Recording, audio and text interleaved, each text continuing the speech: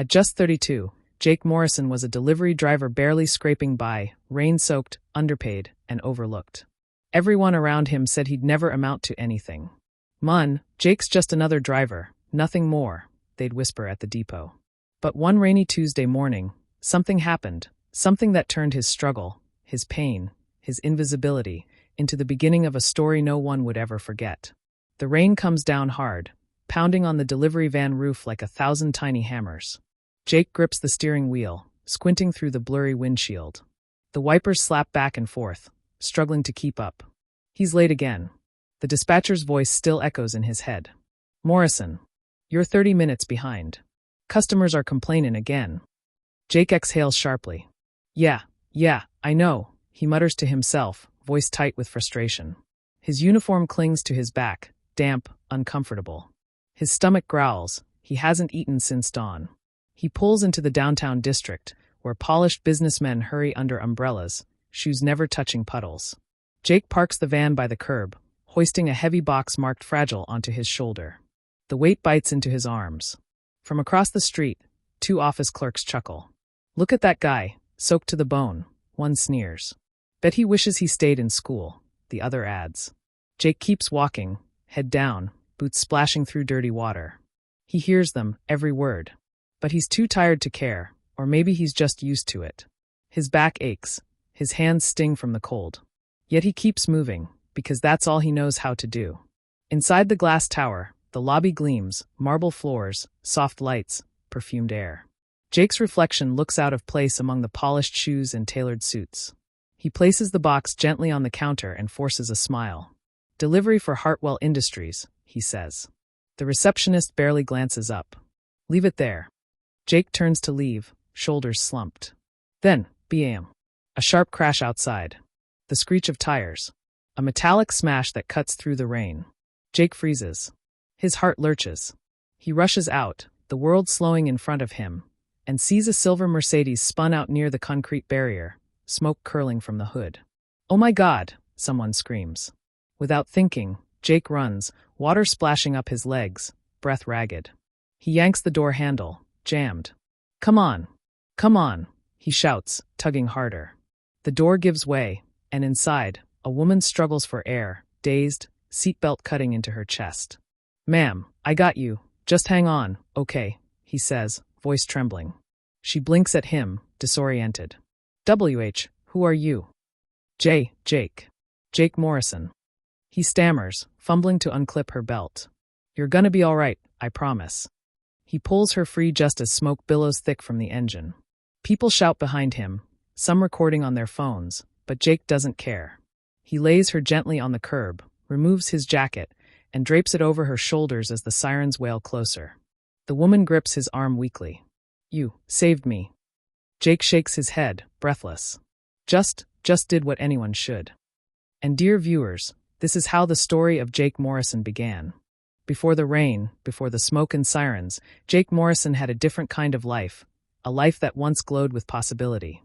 Back then, he was 23, full of fire, a mechanic with big dreams and calloused hands that could fix anything. He'd tell anyone who'd listen, "One day, I'm gonna open my own auto shop. A place where people get treated right." His mom, Linda, used to smile at that, her tired eyes full of pride. She worked double shifts at the diner just to help him save up. But dreams can die quietly, or all at once.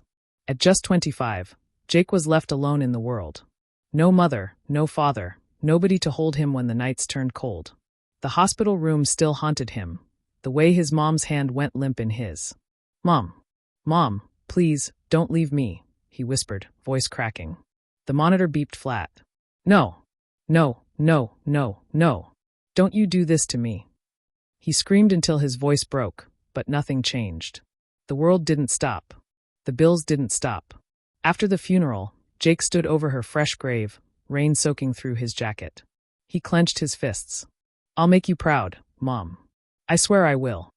But life didn't care about promises. A few months later, a smooth-talking investor, a man named Carl Benson, showed up at the garage where Jake worked. "You got talent, kid," Carl had said, clapping him on the shoulder. "Let's partner up. You and me, 50-50. I'll handle the business side. You just fix the cars." Jake trusted him. Why wouldn't he? Carl was older, confident, drove a brand new truck. For the first time since his mom's death, Jake felt hope again. He emptied his savings, signed the papers without reading the fine print, and threw himself into work. Long days. Late nights. Coffee instead of sleep. 3 months in, the shop was booming. Customers lined up, word spreading fast. But then, it all came crashing down. One Friday morning, Jake arrived to find the doors padlocked, a foreclosure notice taped to the glass. His tools, gone. His accounts, drained. And Carl Benson? Vanished. Wah, what the hell? Jake shouted, pounding on the door. Carl! Carl! A neighbor poked his head out from a nearby store. You didn't hear? That guy skipped town last night. Took everything. Jake fell to his knees on the sidewalk, fists slamming against the concrete. No, that can't be true. His voice broke. That was all I had. Weeks later, a letter arrived, a final insult. Bank notice, outstanding debt balance due. Jake stared at the paper, his vision blurring. He crumpled it in his hands, chest heaving. That night, sitting alone in his tiny apartment with the electricity cut off, Jake whispered to himself, I will rise again, even if the world hates me. I'll start over. Somehow. And from that night on, Jake Morrison became a delivery driver, not by choice, but by survival. A man still chasing the promise he made to his mother, even when the world forgot his name. The rain had stopped the next morning, but Jake's world was still gray. He sat on the steps of the small apartment building he could barely afford, staring at the sky like it owed him answers. That was when he appeared, Calvin Reeves, his late father's old business associate. Sharp suit, polished shoes, smile too perfect to be sincere. Jake, Calvin said, voice smooth as silk. Heard about your folks. Tough break, kid. I'm real sorry. Jake looked up, wary but polite. Thanks, appreciate that. Calvin clapped a hand on his shoulder. You know, your dad and I, we were close. I always told him if anything ever happened, I'd look out for you. At first, Calvin seemed like a blessing. He helped Jake sort through legal documents, took him to the lawyer's office, even paid for lunch when Jake's pockets were empty. You don't have to thank me, Calvin said, flashing that rehearsed grin. This is what family friends are for. But soon, the tone changed. One evening, as they sat at a diner, Calvin leaned in. Listen, Jake, about the land your dad owned out near the highway. Jake frowned. Yeah, what about it? Calvin sipped his coffee slowly. Well, your parents had debts, and that land's just sitting there. I've got buyers lined up who could clear your name. It's for your own good, son. Let me handle it. Jake froze. That land, his father's land, was the last thing he had left of them. No, he said quietly. That land's my family's. I'm not selling. Calvin's smile stiffened. You're making a mistake, kid. You can't keep it up on your own. Jake's jaw tightened. I said no. These are my parents' things. I won't give them to anyone. The air between them went cold. Calvin's eyes hardened. You think the world cares about your pride? You'll drown trying to hold on to something that's already gone. Jake stood, voice shaking but firm. Then I'll drown fighting for it. A week later, Calvin came back, but this time, he wasn't alone. He brought 2 community elders and a local clerk. They stood on Jake's doorstep, loud enough for the whole neighborhood to hear. Jake Morrison, Calvin declared, waving a paper. We're here to discuss your father's estate. Tradition demands it be settled properly. Jake's neighbors peeked through windows. Whispers spread. The elders nodded gravely. Son, don't disrespect your father's friend. Let him do what's right. Jake's pulse hammered. Right. You think selling my parents' land behind my back is right? His voice rose. Y'all can yell all you want, but this is my family's home. Calvin's mask slipped, his voice turned sharp. You'll regret this, Jake. You don't know how ugly things can get. Jake stepped outside, chest heaving, rain starting to fall again. His eyes were red, but his voice didn't shake. Do what you gotta do, Calvin. But you're not taking what's mine. Not now. Not ever. The crowd went silent.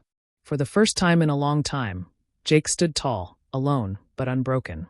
It happened fast, too fast for Jake to think. One moment he was stacking parcels in the depot, the next his supervisor, Marcus Chun, was shouting across the loading bay. Jake. You gotta come quick, men, your rent notice just came through. They're evicting you by Friday. Jake's heart slammed against his ribs. What? No, that can't be right. Friday. Marcus held out the letter, his face tight with sympathy. They're serious this time, buddy. You're 3 months behind. Jake stared at the paper. The red stamp, ***, final notice ***, glared up like fire. He felt his throat close. That little one-room apartment was all he had left. If he lost that, he'd have nowhere to go. He spent the rest of the day running through the rain, knocking on doors, asking old co-workers, friends, anyone who might help. Mun, I just need $800. I'll pay you back, I swear. One by one, doors closed. Sorry, Jake, I got my own bills. Wish I could, Mun, really. You should talk to Calvin. He's good with money. By sunset, his shoes squished with every step, his voice cracked from pleading. He'd scraped together only $53, mostly coins in his palm. He leaned against a lamppost, breathing hard, eyes burning. God, please, just give me something. Then, as if the devil heard him instead, a black Mercedes pulled up. The window rolled down. Calvin Reeves leaned out, that same slick smile stretching across his face. Well, looks like life caught up with you, Jake. Jake's stomach twisted. What do you want? Calvin smirked. You came to me once, remember? I offered to help. I still can. He waved a thick envelope in the air. There's $1,000 in here, cash. It'll cover your rent and food for a month. Jake blinked. What's the catch? Calvin's tone dropped like a blade. Sign over the property. That land your daddy left you. You can't live there anyway, so what's it matter? Choose, Jake, the land or a roof over your head. Jake's breathing quickened. He clenched his fists. You're sick. You think I'd sell my family's legacy for rent money? Calvin shrugged, smug. Think fast. It's either pride or survival. Which one feeds you, huh? Jake's knees buckled. He dropped to the wet pavement, tears streaking through the dirt on his face. God, please, he whispered. Then louder. I can't give it away. I won't. Calvin snorted and drove off, tires spraying muddy water across Jake's clothes.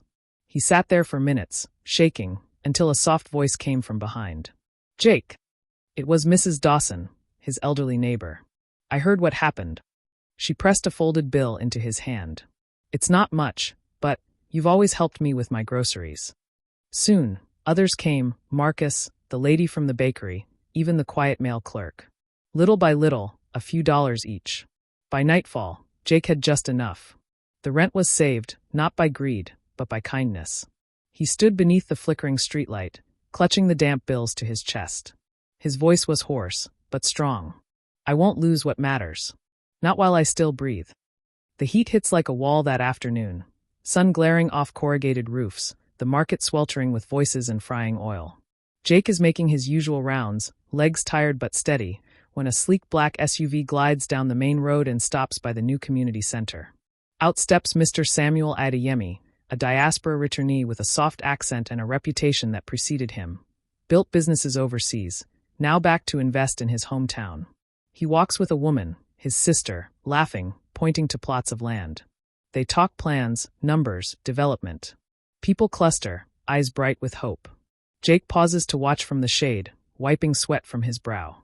The benefactor's presence is like a lighthouse. Conversations hush and orbit him. Samuel's companion lifts a leather folder as he talks, thick, important. The wind picks up at that moment, a gust that sneaks through the crowd.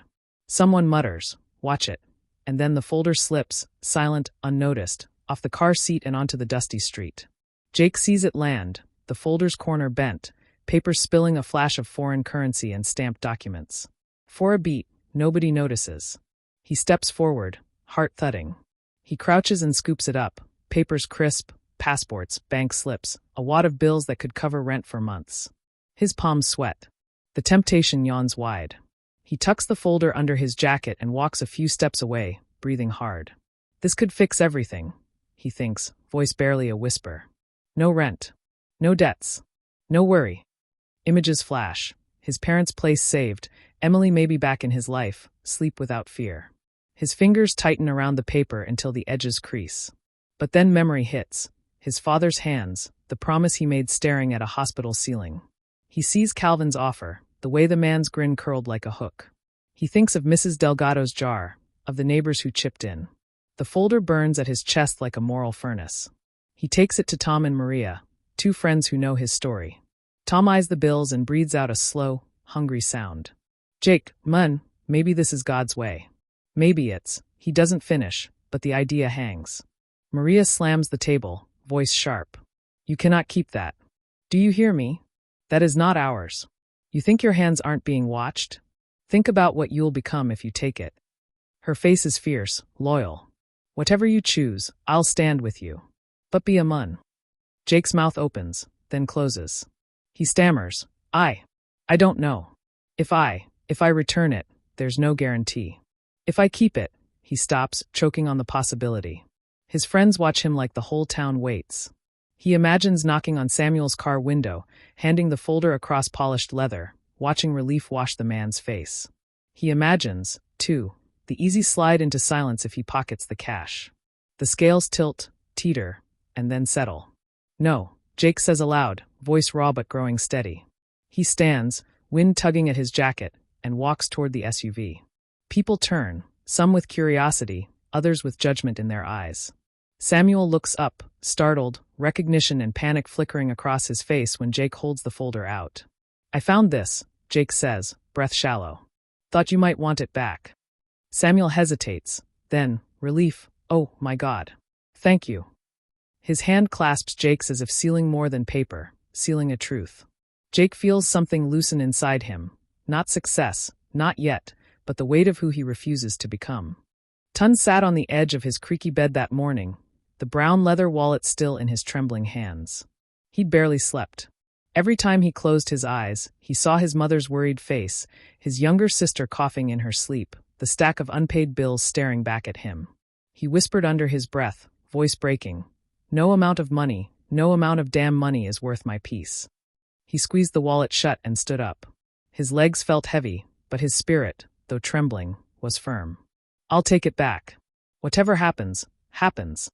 He tucked the wallet safely inside a small plastic bag and stepped out into the morning heat. The sun was already high, and the dusty road shimmered in the distance. Sweat soaked through his light blue janitor shirt as he began walking toward Mrs. Lawson's grand compound, the same mansion he'd once cleaned floors for. Each step felt like walking through fire. His heart pounded hard in his chest. What if they think I stole it? He muttered. What if they don't even believe me? Halfway down the road, a car horn blared behind him. He jumped, clutching the plastic bag tighter. A sleek black SUV sped past. He caught a glimpse of Mrs. Lawson in the back seat, laughing with someone beside her. Wait, ma'am, he shouted, waving his hand frantically. But the car kept going, dust swirling in his face. He coughed, frustrated. Damn it. That was her. For a moment, he almost turned back. His legs shook. But then he looked up at the sky, exhaled, and kept walking. No, he said, I'll finish what I started. When he finally reached the compound gate, his shirt was drenched. The gatekeeper squinted suspiciously. What do you want here? I came to return something, Tun said, trying to steady his voice. Something important.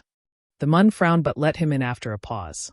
Tun stepped through the gleaming courtyard, his heart thudding like a drum. Inside, he met an older woman sitting on the veranda, Mrs. Lawson's mother. Good afternoon, ma'am, he said softly. I found this on the road. He extended the plastic bag toward her. She opened it and gasped. Oh my goodness. This is Angela's wallet. Tun nodded, lowering his eyes. Please, ma'am, just tell her someone honest found it. He turned to leave quickly. Wait, young Mun, she called, but he was already walking out, wiping his eyes before anyone could see. Meanwhile, miles away, Mrs. Lawson was in full panic. Where's my wallet? Check the car, check again, she shouted, voice shaking. Her driver searched the seats, her assistant dug through her purse, but nothing. Ma'am, it's not here, the assistant stammered. Oh God, no, she screamed.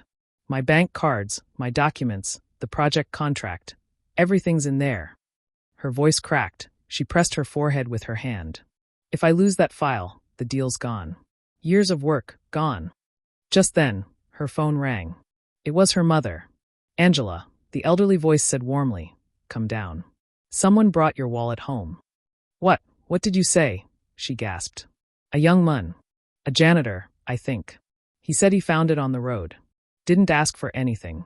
Just a left. Mrs. Lawson froze, her breath caught. He returned it.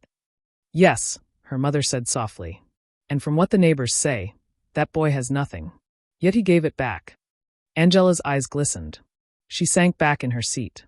The same boy they said was hopeless, she whispered. The same one they mock. She clenched her fists, her heart swelling.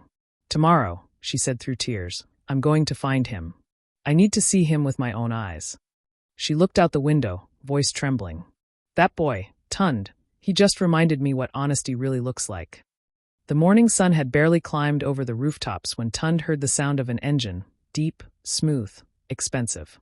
He frowned, squinting through his window. Outside his small wooden shack stood a glossy black SUV. It looked like it didn't belong in this dusty street. He stepped out slowly, wiping his hands on his worn-out trousers. Who's that? He muttered. Then the back door opened, and Mrs. Angela Lawson stepped out. Dressed in a crisp white suit, sunglasses perched on her head, her expression soft yet commanding. Are you Tund Okoro? She asked. Tund froze. Why yes, ma'am, he stammered. She smiled gently. Good. I've been looking for you. He blinked fast, lost for words. Ma'am, I didn't do anything wrong, did I? Angela shook her head quickly. No, not at all. She stepped closer, her tone warm but firm. You did something most people wouldn't. You returned my wallet. Every cent, every document, everything was intact. Her eyes began to glisten. Do you know how many people would have just taken it and disappeared? Tund's lips trembled. Ma'am, I just did what's right. Angela smiled sadly. I know, son. And that's why I'm here.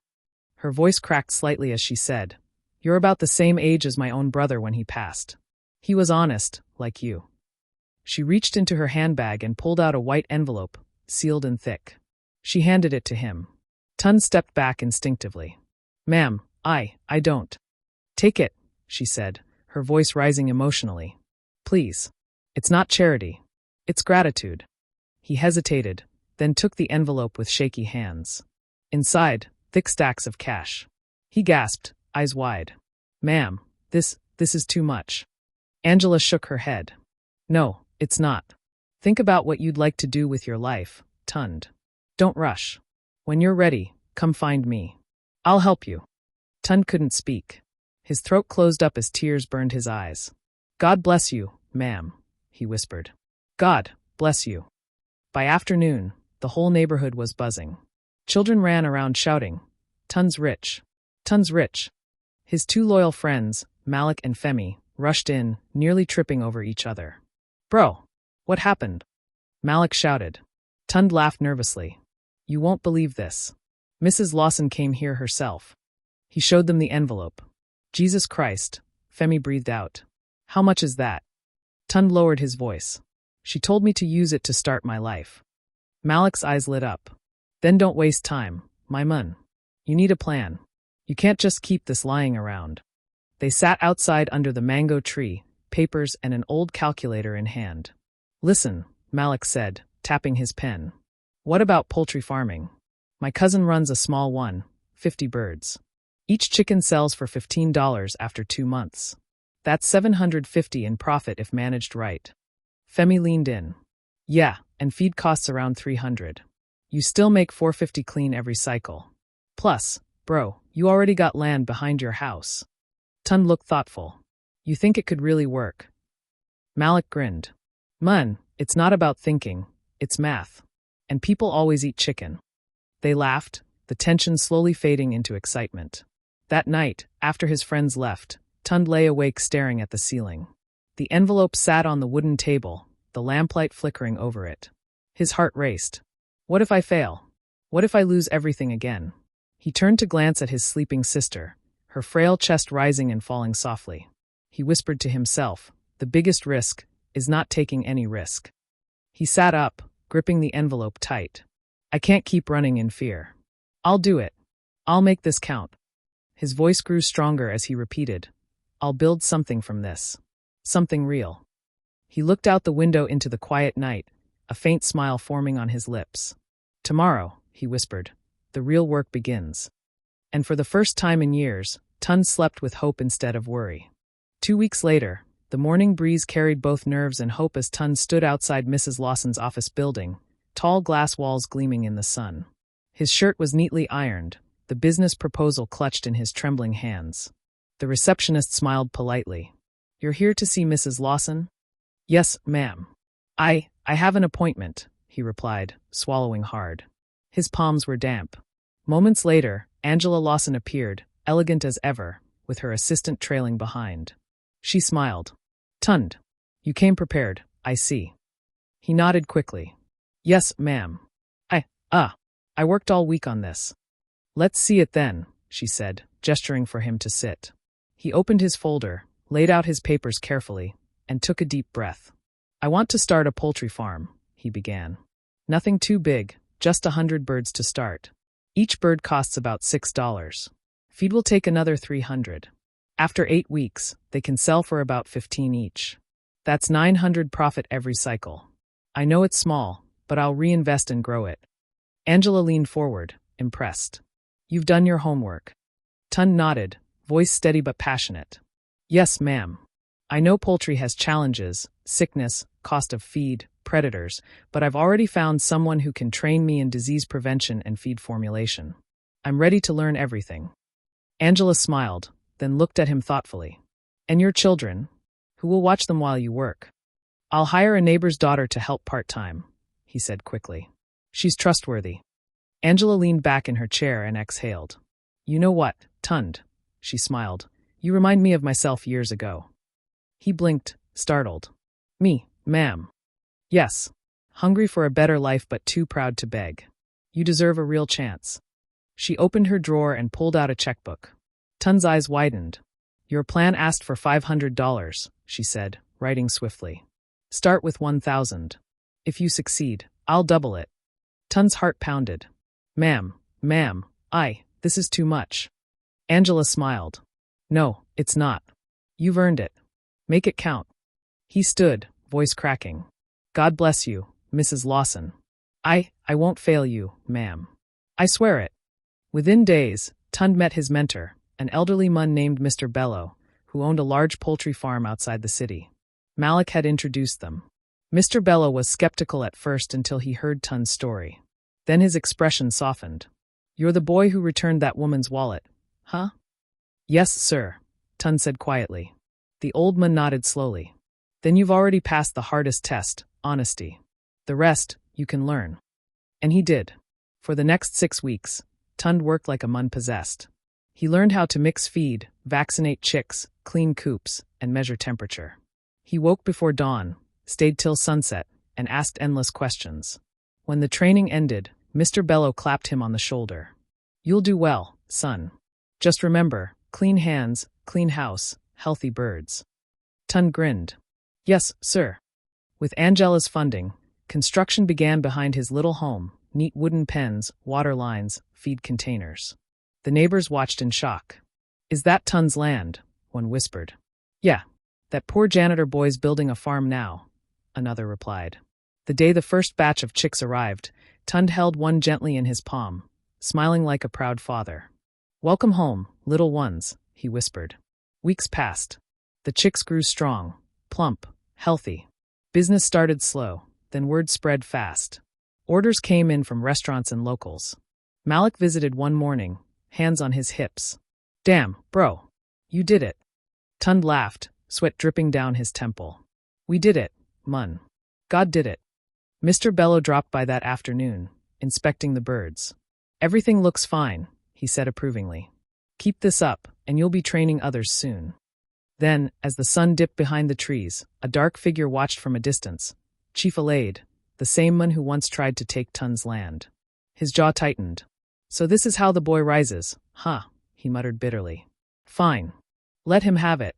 I can't fight what God has blessed." He turned and walked away, his shadow fading into the dusk. And as the wind carried the scent of grain and feathers, Tund stood proudly in his yard, eyes lifted to the sky. "Thank you, Lord," he whispered. "This is just the beginning."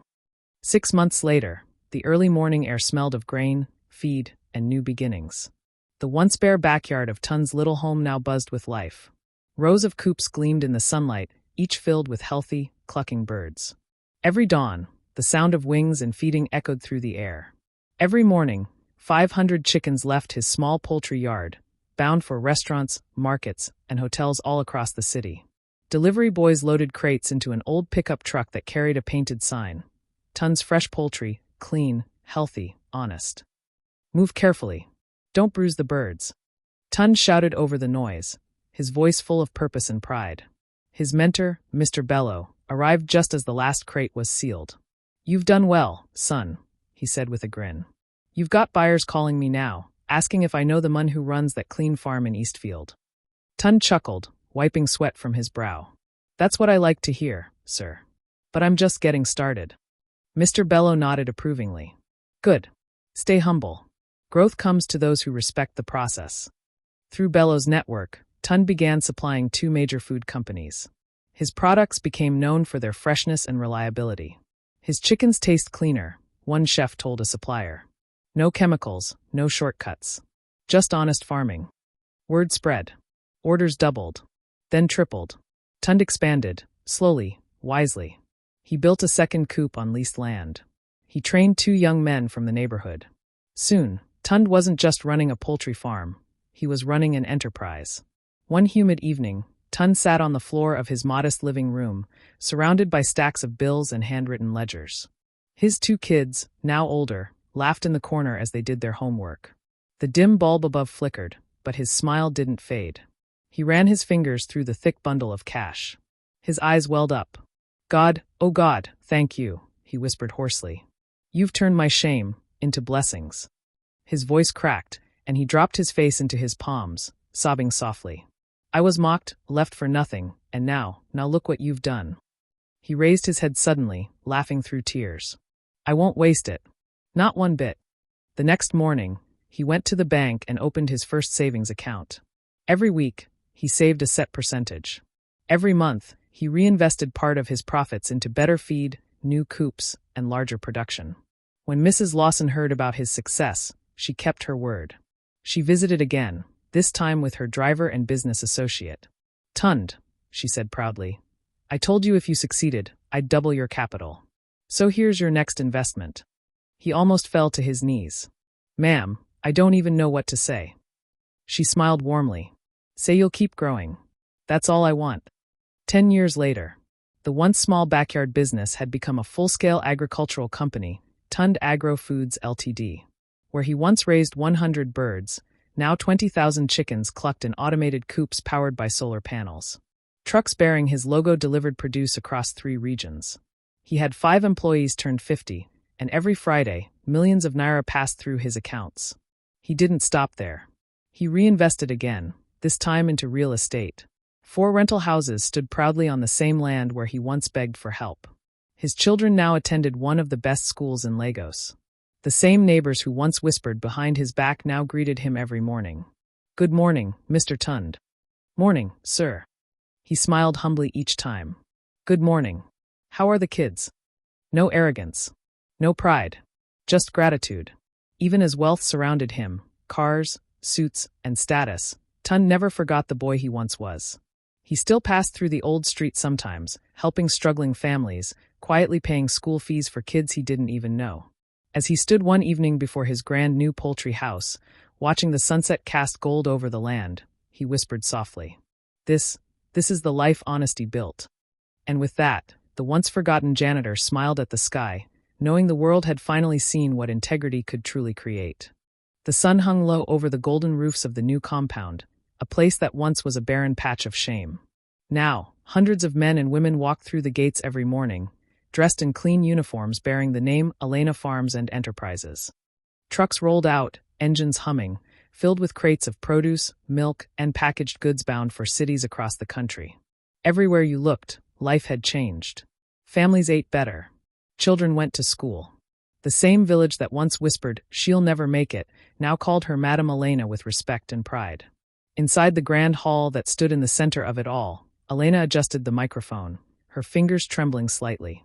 The crowd before her, workers, partners, elders, friends, waited in silence.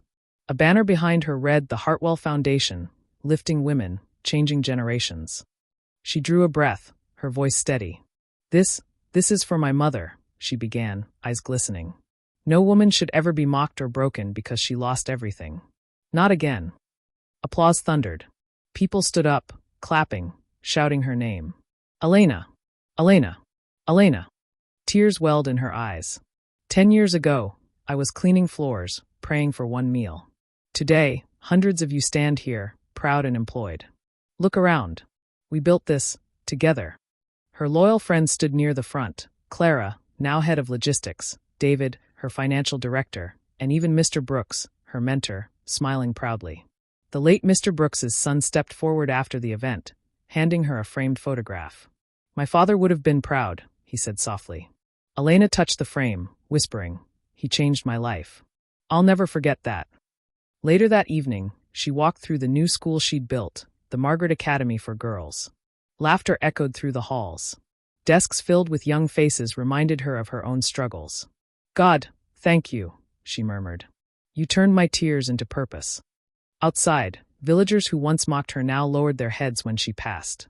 Some tried to smile awkwardly, others simply whispered, Madam, we are sorry for how we treated you. She didn't gloat. She only smiled gently. It's okay. Life teaches all of us lessons. As the sun dipped below the horizon, she sat on the porch of her mansion, watching her 2 children return from school in crisp uniforms. They jumped into her arms, laughing. Mom, guess what? I got first in class. She gasped dramatically. First. My boy, you're unstoppable. She laughed through tears. Then, her voice grew calm, deep. Listen, my loves, she said, holding them close. Everything we have came because we didn't give up. Remember that. Never look down on anyone because of where they are now, because tomorrow, God can lift them higher than you can imagine. The last light of day painted her face gold. From the woman who once had nothing to the leader of an empire, Elena's story had come full circle. She turned toward the camera, voice trembling but strong. Dear viewers, she said softly, Elena's story teaches us something powerful. Life can humble anyone, but it can also raise anyone. Never look down on someone because of their present situation. Hard work, honesty, and faith, those 3 virtues will open doors that money cannot buy. She smiled, eyes bright. What do you think about Elena's journey? Share your thoughts in the comment section below. Don't forget to hit the like button, subscribe, and turn on your notification bell so you won't miss the next story. The screen faded to the image of a glowing sunset over Elena's thriving estate. The once rejected woman who had become the pride of her people.